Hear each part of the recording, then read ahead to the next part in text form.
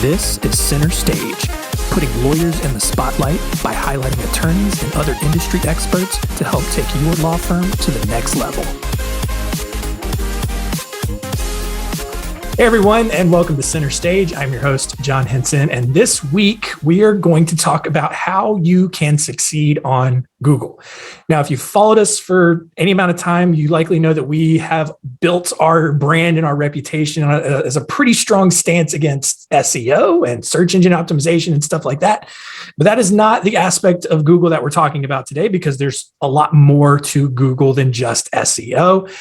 Instead, we're focusing on the paid ads and the Google Ads side of things, which is, definitely a better alternative, we believe, and a good way to generate leads for your firm if that's an avenue that you want to explore. The thing about that is just not something that you want to just blindly go into on your own. If you're going to try to do it yourself, you can easily run up, several $1,000 tab just experimenting with things, and you may get frustrated. You may not see a lot of results. So I have brought in Google Ads expert Brent Baltzer to help us out. I've known Brent for several years. He's helped several of our clients run some very successful Google ad campaigns. So I thought he would be the perfect person to come in and talk about this. So Brent, thank you so much for joining us this week. Oh, thanks for having me. It's, I've been working with you sort of through mutual clients for so long. It's great to be on the podcast. And again, thanks for having me. My name is Brent Baltzer. I'm the owner of Baltzer Marketing. We manage PPC for law firms and law firms only. I started this company back in 2014, actually on July 4th. So I celebrate Independence Day along with the rest of the country for my agency. And before that, I worked at large agencies. So that's kind of my background. Awesome. So when it comes to having Google Ads as part of your marketing strategy, what is kind of the primary goal that someone should really be looking to achieve when they start running a Google ad campaign? Well, I think the primary goal of Google Ads is to take a business that is already having some success, and you want to pour some rocket fuel on it. You want to scale up, but you need to have a well-designed business. You need to have all your T's crossed and your I's dotted. And then you can use PPC to get out in front of a lot of people and just quickly scale. But again, you don't just start with PPC. There's a lot you need to do before you start spending money on PPC. Yeah. And I mean, I think obviously the obvious starting point is having a website in place, having a good website, making sure that, it's obvious that people know who you are. And so when they get to your website from an ad, they know that they're in the right place. And so a big part of, ensuring some success on Google is making sure that you have good landing pages that people are going to end up at once they click on an ad. What, in your opinion, are some elements of a good landing page? Well, there's probably, I could give you at least 100. So I narrowed it down to 8 though today. Okay. And hopefully it won't take too long, but I'm going to go through 8 that I think are important. So my first one is with PPC, you need to understand and monitor quality score. And quality score is a number from 1 to 10 that Google assigns each time your ad shows up. And the higher your score, the better Google thinks your ad and landing page are relative to the search query that the potential client enters into Google. The reason Google has this quality score is to maintain the quality of their product. It's similar to SEO. I know how you feel about SEO. If you do a Google search and they show a really spammy, bad SEO page at the top, and you go to that, that's a horrible experience. Yeah. And if people do that, they're going to leave Google and they're going to search, they may try Bing, they may try DuckDuckGo. So they're going to leave the platform, and Google doesn't want that. And it's kind of the same thing with PPC. If people have bad experiences with ads on Google, they're going to stop clicking the ads. And that's how Google is worth $1 trillion, more than $1 trillion. It's based on the ads. So, therefore, Google has a quality score that they use as an incentive to create better experiences for searchers, which leads to more revenue for Google. And so it's really important to understand what quality score is. And I paid an artist $10,000 to make up this this chart here. Yeah. So I hope you appreciate it. But I just wanted a really good representation of sort of how quality score works. So let's say 5 is your benchmark. Your score is 1 to 10. Let's say you have a cost per click that's $10. If you have a perfect quality score, that's going to turn into a $5 click. You're going to get a 50% discount. Let's say you have a really bad quality score of 1. That $10 click turns into $40. So it's really not quite that simple. If you have a quality score of 1, they're not even going to show your ad. But that's just to show how important quality score is. And so you want to monitor quality score and make sure that that's good. And landing pages are 1/3 of that. Yeah. So, I guess, so to kind of just help me understand it, because I mean, I'm not as well versed in the Google Ads world as you are, but I mean, it almost sounds like, the lower quality your landing page is, it's almost like Google is in a roundabout way punishing you for it. And, whether it's kind of how you look at it, I know cost per click can end up being a lot more just based on how few people end up actually getting there and how much, I guess it's an auction. So right. So, it's interesting to look at it that way, and you made a point. And I had this realization a couple of weeks ago, Google does not profit from SEO. They profit from their Google ads. And so it makes much more sense that Google's going to be a lot more stringent and really do a lot to ensure that the landing pages and the websites that people are creating ads for are good quality stuff so that people, to your point, continue to use Google. Absolutely. Yeah. Yeah. And luckily, quality score is everything that contributes to a good quality score also contributes to a good user experience and contributes to more leads and lower cost per lead. So it's all in harmony. You're not trying to trick Google with this, but it's important to understand that concept and monitor it. Awesome. So I'll go to number 2. Use landing pages designed for the type of user we are getting from PPC. So with PPC, we're actually looking for people who are at the bottom of the funnel and they're ready to buy now. It's different than the main website, really, because when people come to the main website, they could be at any portion of the funnel. They may be at the top of the funnel where they're just realizing they have a problem and they're seeking information. And so, they're going to the website, they're learning, you're teaching them with your content. And you're writing the service pages in such a way that educates them. And it's not quite as focused on just getting that lead, getting that phone call. But with PPC landing pages, we can sell a little harder and push a little for the lead a little more, because we know, based on our targeting, based on our keyword targeting and other things we do, that this person is likely in need of help now because they're using commercial keywords like divorce lawyers near me, best divorce lawyer, or best whatever lawyer.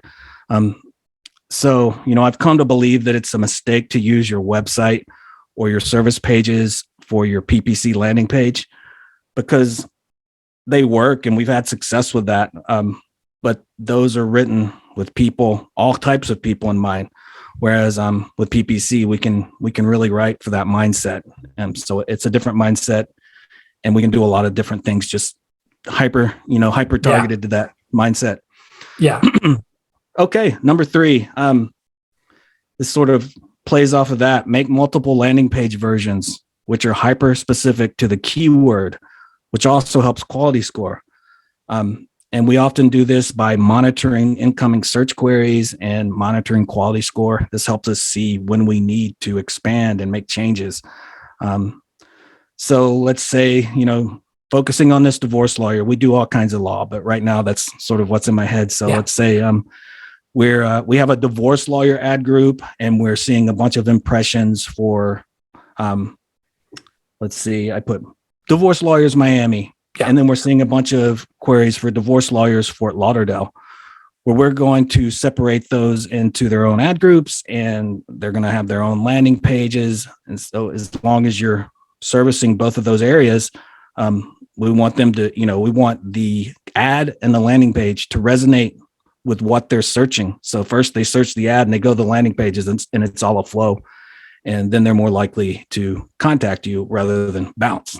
Right. Yeah. I mean, that's just such a classic marketing thing that I think a lot of people don't really take advantage of. It's build out a bunch of different variants, and just change one item on each page. Maybe your contact us button is red instead of blue.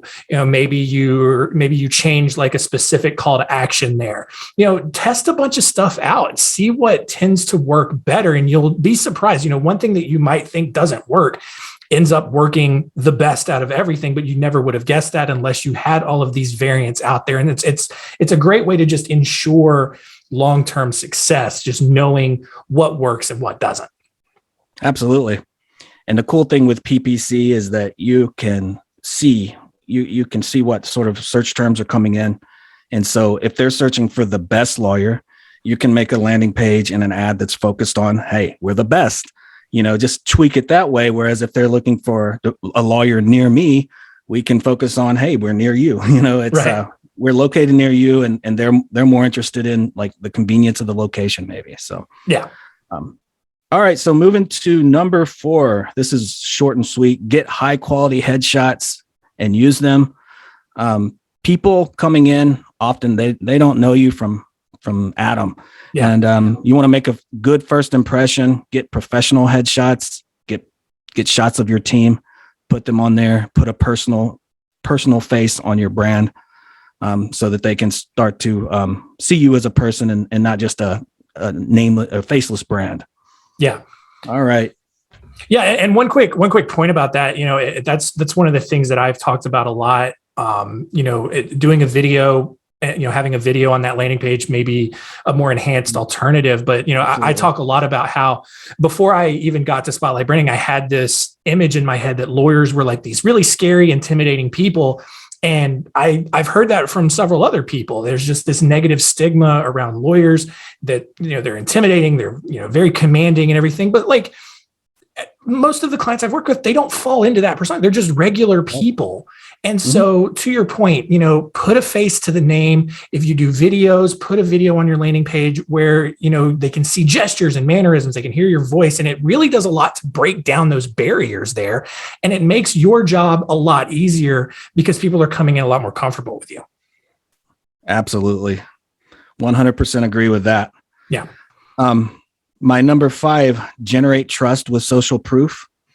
Again, sort of playing off the last one, these people don't know you. So we need to build trust as soon as possible.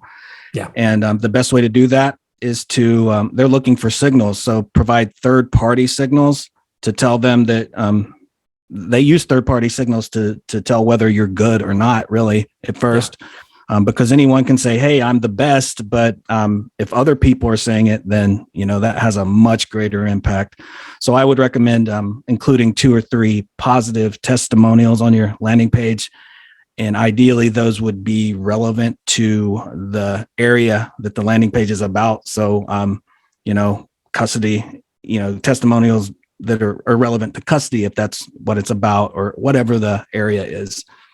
And then also include those badges from Avo and all that stuff. Those help as well. Yeah, for sure. Number 6, prominent calls to actions. These people need help now, so make it easy for them to contact you and set up an appointment. Make sure your phone number is prominently displayed and that there's a clear way to fill out a contact form. Yeah. Number 7, make sure the page is fast loading. Loading speed is a big component of quality score, and it's also one of the biggest causes of bounce rate. So you want to use good technology. You want to avoid bloat, and you also want to monitor that speed, your quality score, and make sure also to monitor for 404 so that you can pause your ads if your page goes down. I mean, you don't want to be paying for clicks and then not be a page there. That's horrible. That's a nightmare. So monitor for that. All right. Let's see. Number 8, the last one I have, track conversions. Yes. Track your phone calls from your web page using a third-party call tracker, or at least use Google's free solution for Google Ads when you're running ads, and track your form fills as conversions, and make sure the conversion tracking on your landing page is integrated with your website, because often people will come to your landing page and then they want to do more research and they end up over on your website and they decide to contact you from there. So you want to be able to tie that conversion back to the ad that brought them in, just, so you know how effective ads are.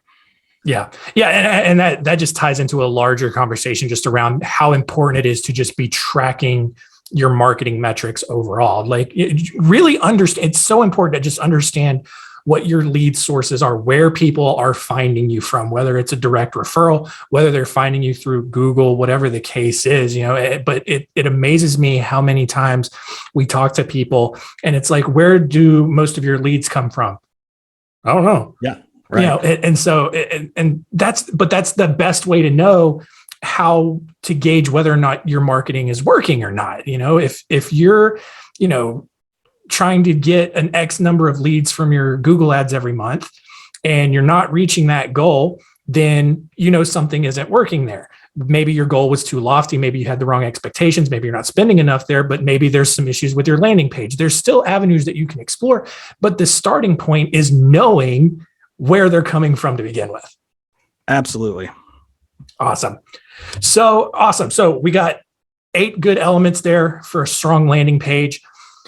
Let's think about now. So, and you mentioned this kind of at the top, you need, Google Ads is not where you start, obviously, because you need a website first, for sure. That's the most logical starting point. But, obviously, we champion content marketing as an overall strategy, putting out really solid content, educational content. But when you get to a certain point, it obviously makes a lot of sense to build that out, to expand out. Exploring Google Ads is definitely one of those options, and we're totally supportive of that. So how does a Google Ads strategy fit into a larger content marketing ecosystem that someone may have developed? Yeah. So these days, potential just web users in general are becoming more sophisticated. And the journey from someone not knowing who you are to becoming your client is a long journey. It's a multi-touch journey. Clients start at the top of the funnel when they first realize they have a problem. At this point, they're looking for information, and you need to have content on your website. So during that information seeking stage, they will find you, and you have useful content to give them. And that helps them, and that provides value up front. And they may not be ready to use a commercial search yet and hire you yet, but you're already establishing yourself as a trusted authority and, someone who they can trust. So they're getting to know you at that point. So let's say they find and consume your content. You're now established as a trustworthy option, along with a number of your competitors who also have a good online presence. So later on, when they're ready to buy and they're looking for, best lawyers for custody or whatever, your ad shows up and they click your ad and they go to your landing page, and there's some recognition. It's like, oh, I remember them, because they consumed your content before. So in this case, content marketing and PPC worked together, where the content marketing was sort of the sales opener and the PPC was the sales closer, so to speak. Not to say that the lead is the end of the journey, but for the online portion, the content opened, the PPC closed, and got that into your offline system. Yeah, and I don't know if we call it our tagline or whatever, but we focus on 3 main sort of results with the content marketing strategy. We say increase referrals, attracting the right clients, but that third one is higher ROI on your other marketing efforts. And that's what you're kind of speaking to right there. Like, you can have a Google Ads strategy, you can have great landing pages, you can bring people to your website, but like you mentioned, they're probably going to explore a little bit more, especially if they're just, in the early stages of kind of researching their issue. They're going to see what else you have. If your content's not great, if your website doesn't really make it clear whether or not you can help them, they're going to go somewhere else. But what that good content does is it reinforces, your expertise and your ability to solve their problem. Now, all of a sudden, your Google ads have a higher conversion rate because that's who's going to get the credit. Your Google ads, what captured that lead, that's what got them to your website. Your content is what keeps them there. It warms them up and it, moves them down the funnel to make that hiring decision. So that's what we talk about when we say higher ROI, where the content really enhances, amplifies the other marketing efforts that you're doing and really helps them, in their performance and convert at a higher rate. Absolutely. And also think about it this way. They go through that process. They come find you through a PPC ad and contact you, and they set up a consultation. Well, there's a time period between that appointment scheduling and the consultation. And during that time, they're going to go to your website, research you, see what's there. And that content makes the sales process so much easier. They're going to learn more about you. You're just going to get that trust built up. And so when they actually come in for the consultation, they're not coming in cold. Yeah. And there's a less of them breaking their schedule, canceling, because they're like, okay, it's just more and more of that building trust and building your authority so that they say, okay, I'm in good hands. Right. Yeah. And it makes you look great as the guy who built out the PPC campaigns. Absolutely. You look like a rock star because your ads that you created are performing a lot better. But let's say that someone isn't, maybe they feel like they don't have the budget to hire an expert like you, or maybe they're very independent and they want that DIY experience. They want to do it for themselves. What sort of tips do you have for someone who wants to explore running a Google Ads campaign on their own? Well, don't do it, I would say. Unless you want to be a professional at Google Ads, then maybe dip your toe in and do a lot of learning. Maybe go work for someone else and learn from them before you start doing that. But I've never seen a situation where someone, I've seen it a few times where they did it on their own. And it's always just a mess because they don't have time. It's a full-time job pretty much. It is a full-time job. And it's just a good way to burn your money, if you're going to do it on your own. So I would say first, hire Spotlight Branding, get your website going, get your content, get all your online base built, make sure you're in good shape there, and then call us or contact us when you want to do PPC. But if you're not, don't try to do it on your own. It's a bad idea.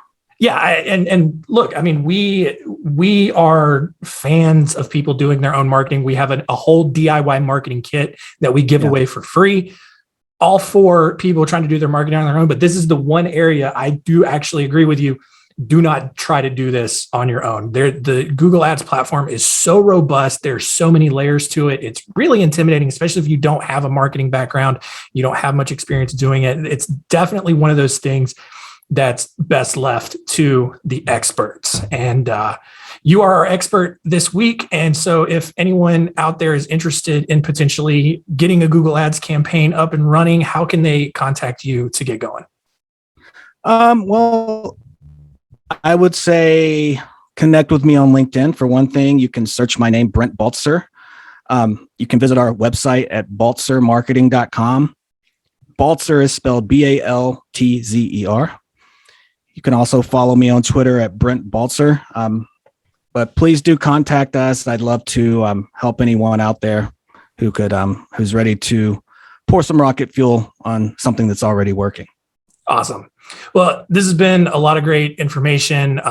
Hopefully really inspired a lot of people, really educated a lot of people on some of the bigger aspects, big picture aspects of Google Ads and how they work and how they can help your firm.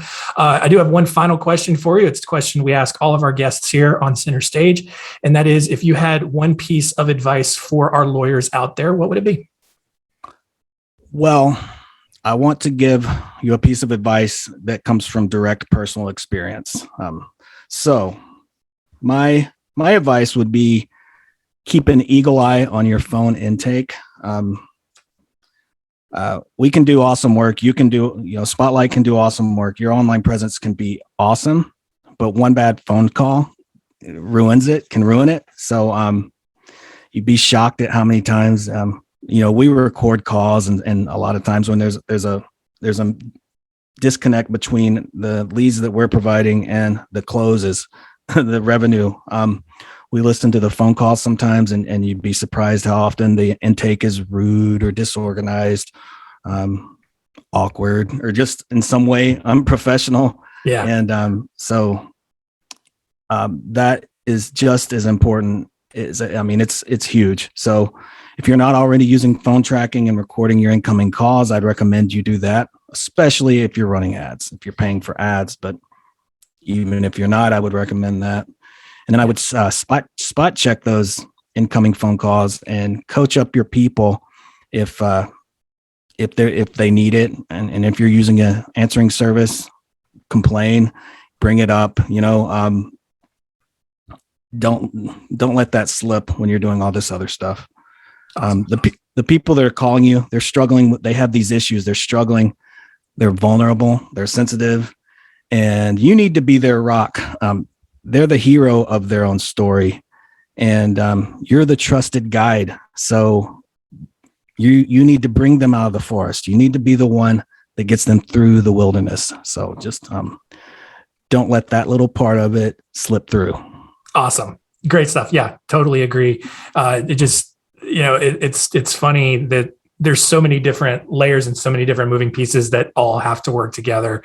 And so that's always a good reminder. And we've had episodes in the past talking about, how you can maximize your receptionist, how you can work on communication, several different episodes, with Dave Tester, I know was one, Emily LaRouche from Back Office Betty's being another one. So if you're, if that struck a chord with you, go check out some of those previous episodes and get caught up on, just how important your intake team can be and some of the things that you can do to really get that top notch. Well, that is it for us this week. Thank you all for continuing to listen, continue to rate, review us on Apple Podcasts, YouTube, all the great feedback. Really do appreciate what we've been getting. If there's a topic you want me at us here at Spotlight Branding to cover on a future Center Stage episode, definitely reach out and let us know what that will be. I will put Brent's contact information in the show notes. So if you're interested in learning more, you can reach out to him. And that's going to do it. Brent, thanks so much for joining us this week. Thank you. It was a pleasure.